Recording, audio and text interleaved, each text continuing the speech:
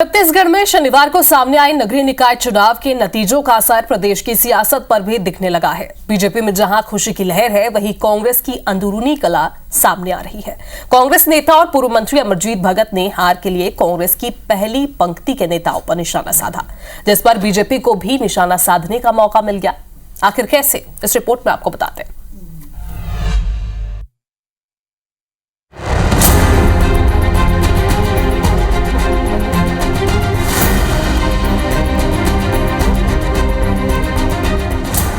छत्तीसगढ़ के नगरीय निकाय चुनाव में कांग्रेस की करारी हार के बाद पहली पंक्ति के नेताओं पर उंगलियां उठनी शुरू हो गई है।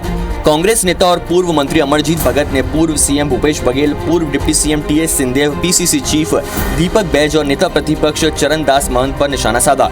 अमरजीत भगत ने IBC 24 से खास बातचीत में इन नेताओं में समन्वय की कमी की ओर साफ इशारा किया और हार का ठीकरा भी फोड़ा। लेकिन बड़े नेताओं को सभी क्षेत्रों में चुनाव प्रचार में जाना चाहिए था, जिसका अभाव दिखा।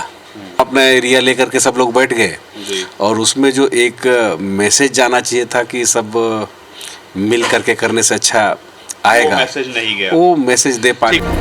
अमरजीत भगत की ये नाराजगी यूं ही नहीं है, बल्कि इसकी बड़ी वजह है कांग्रेस के बड़े नेताओं का अपने क्षेत्रों तक सीमित रहना और पूरे प्रदेश में प्रचार के लिए नहीं निकलना। वहीं बड़े नेता अपने क्षेत्र में भी फेल साबित हुए हैं। अंबिकापुर पूर्व डिप्टी सीएम टीएस सिंहदेव का गढ़ माना जाता है, लेकिन यहाँ बीजेपी की जीत हुई। इसी तरह पूर्व सीएम भूपेश बघेल के क्षेत्र पाटन नगर पंचायत में भी बीजेपी ने जीत हासिल की।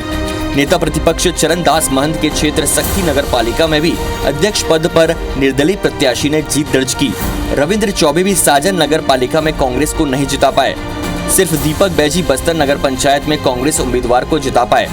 अमरजीत भगत के मुताबिक कांग्रेस को अगली पंक्ति के नेताओं को आगे लाना चाहिए। प्रथम पंक्ति के नेता है जी, उन लोग आपस में एक दूसरे में अंडरस्टैंडिंग बढ़ना चाहिए जी। और नए जो सेकेंड लाइन का जनरेशन है, लोगों को भी आगे लाना चाहिए। अमरजीत भगत के बयान पर फिलहाल छत्तीसगढ़ कांग्रेस के शीर्ष नेताओं ने चुप्पी साध ली है, लेकिन बीजेपी को जरूर निशाना साधने का मौका मिल गया है।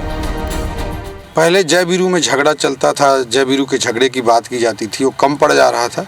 इसलिए अब आजकल झगड़ा दो गुटी ना होकर चतुष्कोणीय हो गया है और भूपेश बघेल जी, टीएस सिंहदेव जी, दीपक बैज जी और चरणदास महंत जी, चारों के बीच में सिर फुटअव्वल की स्थिति है। निकाय चुनाव के शनिवार को सामने आए नतीजों की बात करें तो जिन 10 नगरीय निकायों में पहले कांग्रेस का कब्जा था, अब वहां बीजेपी के महापौर जीत गए हैं। बात अगर नगर पालिका चुनाव की करें तो यहां भी 49 में से 35 नगर पालिका अध्यक्ष पद पर बीजेपी प्रत्याशी जीते हैं। वहीं 114 नगर पंचायतों में से 81 बीजेपी के खाते में गई है। विधानसभा और लोकसभा में बड़ी हार के बाद कांग्रेस को रही सही उम्मीद नगरीय निकाय चुनाव से थी, जहां कांग्रेस अपनी साख नहीं बचा पाई।